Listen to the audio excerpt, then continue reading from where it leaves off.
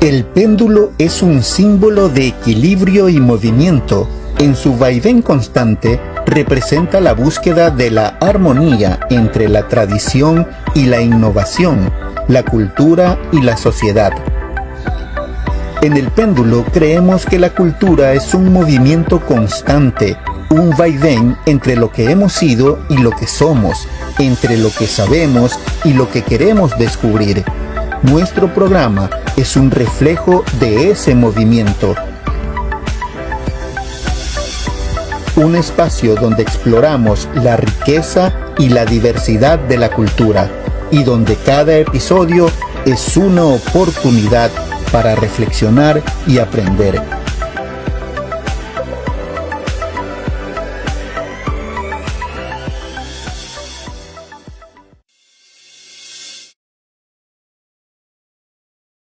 Su programa El Péndulo, y hoy queremos empezarlo con el payasito. El payasito se pasea por el amplio salón, cual uno más lo tratan, pero él sabe que no. Todo es grave, severo, seria la conversación, parcos los ademanes, limitada la expresión. Los señores van vestidos de impecable pantalón, camisas almidonadas de tela fina y cartón, y él con enormes zapatos, un amplio y largo calzón, una sonrisa algo triste, mejillas de luna y sol. Nadie parece sorprenderse de su traje, su color, pero el payasito sabe él muy bien que no. Nos acompaña hoy nuestro invitado, el doctor Carlos Julio Emanuel. Dentro de su extensa hoja de vida tenemos que fue ministro de Economía, también fue gerente general del Banco Central, escritor, articulista, muy querido también de la casa. Cuando vamos a hablar acerca de la situación actual y las perspectivas a futuro del Ecuador. Doctor, buenos días. Muy buenos días y gracias por esta invitación. Encantado. Bienvenido. Doctor, ya 15 días del paro nacional convocado por la CONAIE. ¿Esto seguirá? ¿Debe finalizar pronto? ¿Cuál es su opinión? Bueno, yo creo que siempre debe haber diálogo, ¿no? Uno no puede cerrarse al diálogo porque uno puede creer que tiene la razón, pero lo importante es conversar para ver si de allí sale una verdad que sea cómoda para ambos. Ecuador, lamentablemente, no solo en los últimos años, yo diría los últimos 20 años, ha fracasado en la conducción económica. Y a mí sí me llama la atención porque para mí la política o el querer llegar a un gobierno debe ser para mejorar la situación de la gente, no para empeorarla. Cuando siglos atrás los hombres decidieron agruparse para formar un Estado, el concepto de Estado, estaban en ese momento dejando algunas de sus libertades, pensando que el bien común, el contrato social, iba a darle mayores beneficios que los que obtenían desde su estado inicial. Uno cede libertad a un gobierno, pero la idea es que ese gobierno debe mejorar la situación, no empeorarla. Entonces, cuando vemos que en los últimos años se ha venido empeorando la situación, la pobreza se ha incrementado, el desempleo, el subempleo, la desnutrición infantil, no hay cómo satisfacer las necesidades básicas de la población en salud, alimentación, entonces uno tiene que decir que algo anda mal y tiene que cambiar. Y la protesta está garantizada por la Constitución, todo el mundo tiene derecho, a protestar, no tiene derecho a cometer actos de vandalismo, pero no, protestar ni sí. Terrorismo, ni sabotaje, no, nada ni de vandalismo, eso, pero protestar es lo normal, esa es la función fundamental de un ciudadano, ¿no? La protesta para defender sus derechos. Ahora bien, pero este paro ya dejó un muerto. Usted habla también de quizá una deuda que tiene el gobierno o los gobiernos, porque habla de hace 20 años que viene este problema de educación, de salud, que se ha disminuido lo que se garantizaba para la educación, el Producto Interno Bruto era el 6%, y es una deuda que se viene arrastrando y no se cumple. Entonces ya llega la gente a un punto en el que se colapsa, en el que ya sale un sector a pedir seguridad, sale otro sector a pedir no se metan con el agro. Necesitamos ahora el diésel. Creo que el diésel fue como la cerecita del pastel que terminó de profundizar los reclamos populares. El problema es que las medidas económicas no pueden tomarse sin tener en consideración cuál es el contexto en el que se toman, ¿no? Claro. Eso ocurre en todas circunstancias. De repente una medida que es buena en la circunstancia A es mala en la circunstancia B. Mire, hay gobiernos como el de Guillermo Lasso que trastocó lo que yo llamaría son los objetivos fundamentales de una política de gobierno. Él dijo, y lo dijo públicamente, que su principal objetivo era ganarse la confianza de los acreedores externos. Imagínense, cuando el rol fundamental de un gobierno es ganarse la confianza de su gente, de la gente que votó por él. Puertas afuera, trabaja para la deuda externa, claro, y no trabaja para la deuda interna. Entonces está esa dicotomía entre deuda externa y deuda social. Tiene que haber un equilibrio, ¿no? De eso es así. Yo soy un economista liberal, no soy ni neoliberal, ni soy libertario como Milei, pero sí creo en la libertad, porque ese es un don fundamental que uno tiene, un derecho a la libertad. Y desde ese punto de vista, el Ecuador lamentablemente ha fracasado porque no ha podido poner en vigencia un esquema liberal, salvo el corto lapso que estuvo en la presidencia de Eloy Alfaro, que le hicieron grandes avances. Pero ya sabemos lo que pasó con Alfaro y por qué pasó eso con Alfaro. Sí. Así es. Totalmente. Ahora también usted mencionaba en su momento que se debían tomar, que era urgente, medidas para llegar a una libertad económica, no solamente la dolarización, no sé, sino supongo algo más profundo. Claro. Mire, por ejemplo, no es posible que Ecuador esté pagando tasas de interés que en su nivel son el doble de las de Panamá. No es posible que Ecuador no tenga un solo banco extranjero. ¿Por qué? Porque no hemos dado libertad al mercado financiero, que actualmente está atrapado en una suerte de oligopolio bancario, donde 5 o 6 bancos controlan las 2/3 partes de los activos, de los créditos. Entonces, a esos bancos que tienen un monopolio, en economía llamamos monopolio cuando es un solo vendedor, oligopolio cuando son unos pocos que manejan la mayoría. Entonces, aquí están manejando las cosas a su gusto y antojo. Eso tiene que cambiar. Ahora, ¿cómo se lo cambia? Bueno, hace aproximadamente, ya van a ser 5 años.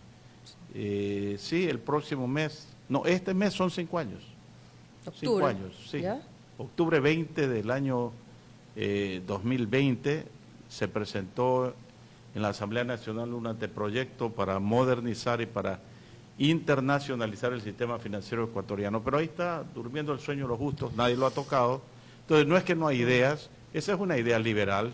Otra idea liberal es reducir los impuestos. No existe país que se pueda desarrollar subiendo los impuestos.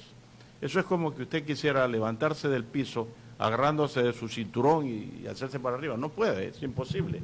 Al revés, los impuestos atosigan, se convierten en una suerte de dogal para la reactivación económica, para el crecimiento y el desarrollo. Ahora bien, Ecuador tiene muchísimos impuestos. Tenemos el 15% del impuesto al valor agregado, tenemos a los impuestos a los consumos especiales, tabaco, alcohol, tenemos impuesto a las divisas, tenemos muchos. Creo que es uno de los países que más impuestos tiene.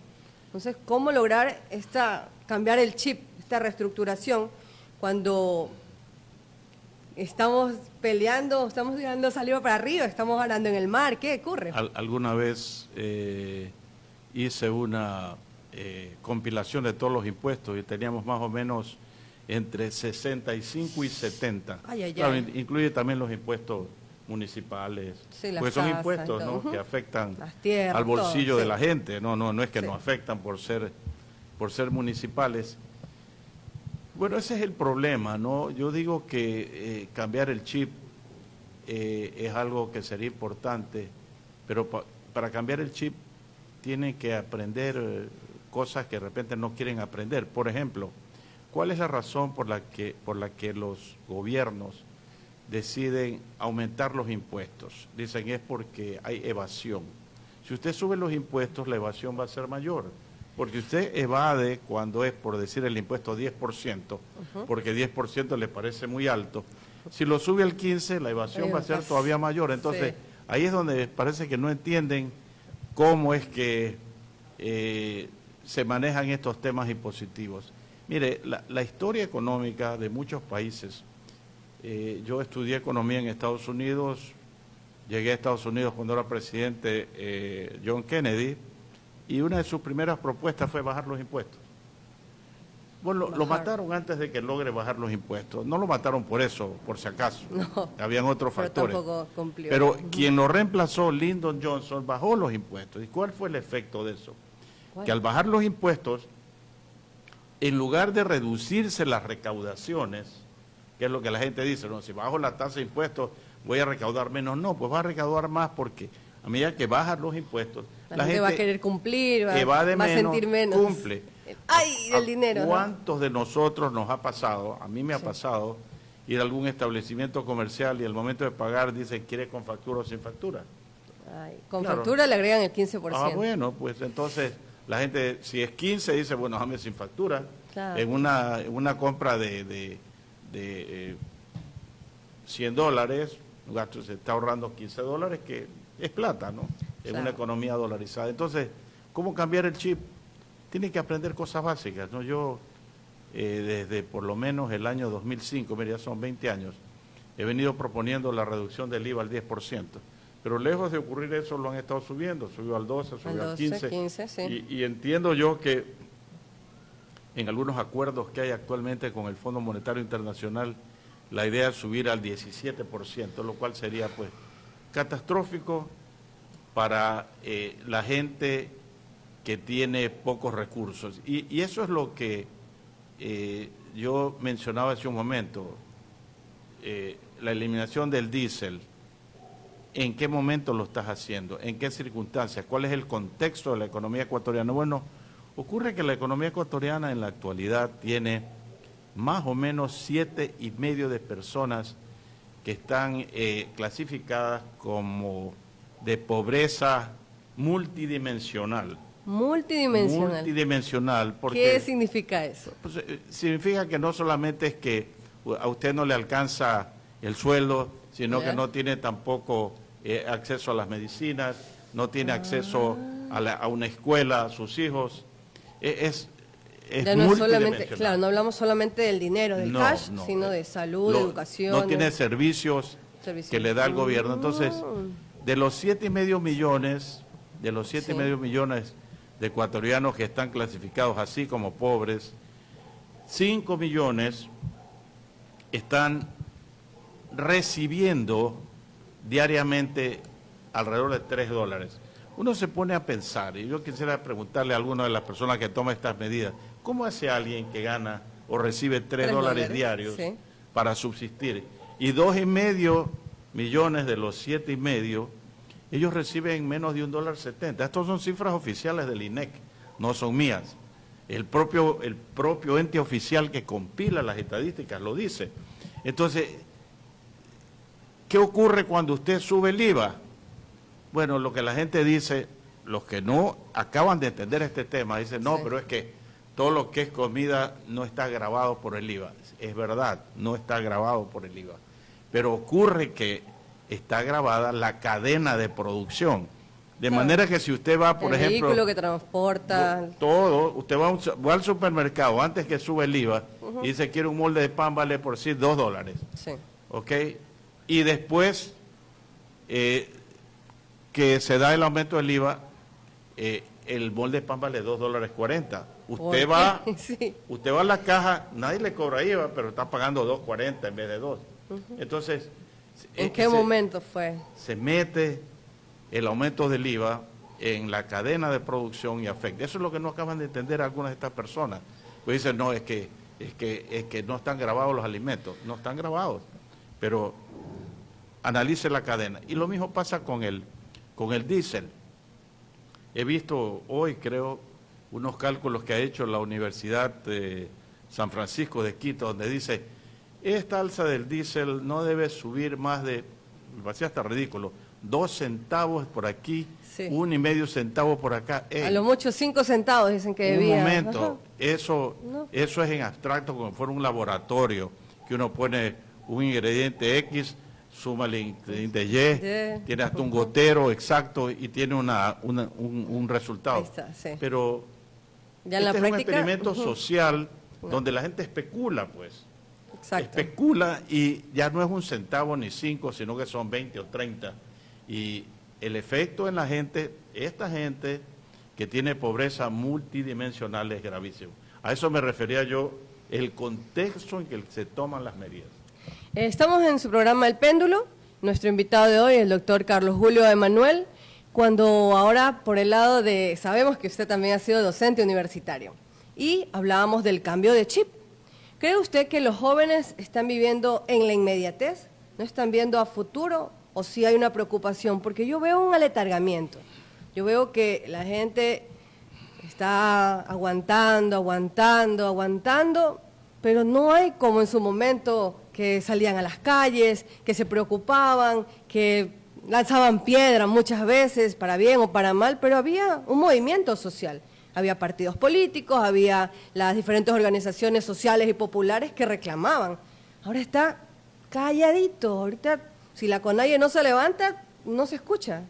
Sí, Cuando eso somos es verdad. 14 millones que estamos afectados en diferentes niveles por la Eso ha situación del venido gobierno. pasando un poco, hay un cambio de actitud por parte de la juventud. Yo también tengo que decir que la juventud, o uno debe aprovechar la juventud para sembrar, para aprender. Yo tengo experiencia ya con algunos de los miembros de mi familia y me gusta indagar un poco qué es lo que están aprendiendo y me doy cuenta que realmente palidece frente a lo que aprendimos allá en los años 60, 70, cuando yo estaba en la secundaria. Era un currículum mucho más exigente. Sí. Y claro, eso no quiere decir que en la actualidad no se pueda aprender, pero uno tiene que dedicarle un poco más de tiempo ahora con las redes sociales, etcétera. Hay como aprender mucho más que antes, pero no lo estoy viendo. Entonces, miren lo que me preocupa, por ejemplo. Ahora ¿Qué? se habla de que va a haber una consulta. En menos de 40 días. Sí, Sí. para una nueva constitución, ¿no? Sí, es una de, de las 4 preguntas Sí, para la Constitución. pero para mí esa es la más importante, porque Sí, la por Constitución supuesto. es lo que va Está ahí a regular hacia toda la dónde vamos. convivencia económica, política y social Claro, del Ecuador. la Carta Magna, sí. La Carta Magna, Sí. pero fíjese, por ejemplo, usted dice apropiadamente la Carta Magna. Uno dice Carta Magna es lo máximo, ¿no? Claro, no hay más que no eso. hay nadie encima. Pero ¿cómo se explica que el Ecuador, que va a cumplir 200 años de vida en el año 2030, Sí. ya lleva 20 cartas magnas? O sea, no han sido tan magnas las anteriores. No. Pues si fuera magna, usted no la cambia. Como por ejemplo, En Estados Estados Unidos Unidos, sí, tiene Estados- una, hacen una que otra enmienda por aquí Claro, pero- para ajustarse a los tiempos, pero la estructura se Claro, mantiene. ¿cómo se explica eso? Y fíjese, por ejemplo, Inglaterra ni siquiera tiene constitución. Incluso nuestra Carta Magna, nuestra Constitución actualmente se dijo que era una Constitución de vanguardia, de avanzada, inclusiva, que la Pachamama, la gratuidad de la educación hasta el 3er nivel, hubo mucha lucha, mucha socialización, y que era una para 400 años, se mencionaba. Bueno, La que pero, rige. pero mire, en 200 años tenemos 20 constituciones, es decir, una cada 10 años, o sea, como que ya toca porque simplemente así es el Ecuador. Sí. Pero usted dice efectivamente que la constitución actual se la publicitó como una constitución de avanzada. Por supuesto. Hay 2 partes fundamentales en una constitución, ¿no? Uno es lo que se llama la parte dogmática que es la que tiene que ver con los principios, los derechos de la gente. Okay. Yo creo que desde ese punto de vista sí puede ser de avanzada en la parte de los derechos. De repente en la parte orgánica, que es la otra parte, la constitución de nuevos organismos, o sea, la estructura del Estado, ahí pueden haber cambios. ¿Cuántos presidentes han habido en el Consejo de Participación Ciudadana y Control Social? Sí. Como que eso ha sido como un cambio de comodines a cada rato para ver qué quiere el gobierno, a quien nombra el otro, el Consejo de la Judicatura, otra cosa que se creó. Entonces, de repente en la parte orgánica de estructura del Estado, sí conviene hacer, una vez que ya tenemos la experiencia desde el 2008 hasta ahora, algunos ajustes, algunas cosas que deben estar y otras que no deben estar. La parte dogmática de los principios, yo no puedo dar una opinión categórica sobre esto porque yo no soy un especialista en temas constitucionales, pero lo que puedo decir es que concentrémonos en la parte orgánica, que es lo que ha estado fallando, porque los derechos son derechos, ¿no? Y comenzar a meterse en los derechos de la gente, ya eso es preocupante. Bueno, pues y ahora, ¿qué se viene? ¿Cuáles son sus miras hacia el futuro? Estamos octubre de 2025. De aquí, tenemos muchos retos. Hace un instante he leído un pequeño pensamiento. Tú eliges hasta dónde y tú eliges hasta cuándo, porque tu camino es un asunto exclusivamente tuyo. O sea, lo que haga el Ecuador es exclusivamente nuestro. ¿De quiénes? De los que dirigen el Ecuador y de los que hacen opinión. ¿Qué le hace falta al Ecuador que sí lo han logrado Perú, Chile, Colombia? Le hace falta ponerse de acuerdo en grandes objetivos nacionales. Perú los tiene. Objetivos nacionales. O sea, ellos son un país que ha venido señalando una ruta en materia económica que no ha variado. No importa que hayan cambiado presidentes. Han cambiado más presidentes que nosotros.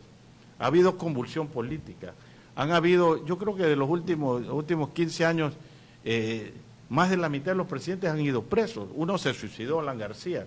Toledo está preso, Castillo está preso, Kuczynski está preso. Pero, y la política económica, una sola línea.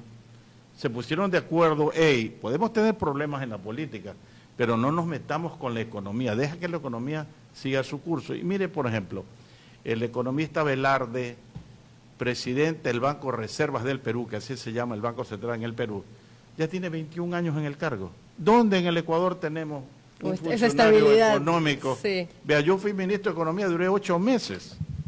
Y han habido otros que han durado, Rafael Correa duró 3 meses, el ministro de Economía. Claro, entonces, ¿cómo sin continuidad usted puede lograr fijar un proyecto, objetivos? una ruta? Claro. Es como que usted quiera construir un edificio, usted va a hacer su casa y, y tiene un terreno y dice, yo quiero hacer aquí un edificio de 3 pisos, perfecto. Contrato al ingeniero. Contrata al ingeniero, contrata al arquitecto y después de 3 meses vota al ingeniero, vota al arquitecto y otro, y después vuelve a cambiar. Y viene con sus propios planos. Entonces de repente usted va a tener ahí una cosa rara como resultado de esa falta de decisión de mantener una línea. Colombia también, Chile también. Mire esta estadística que muy poco se menciona.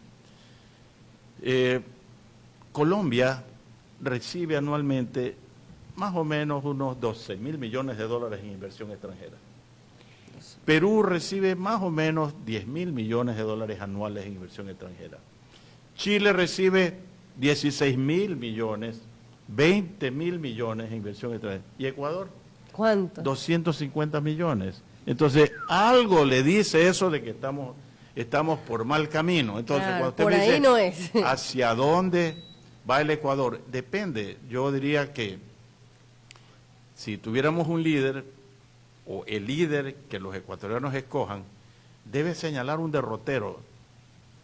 Nuevamente, nosotros como humanidad inventamos el concepto del Estado, porque antes no había Estado, cada cual andaba por su lado, podía tener la vida que quisiera, si quería tener más de una mujer, tenía más de una mujer. Hay casos en el mundo donde todavía eso subsiste.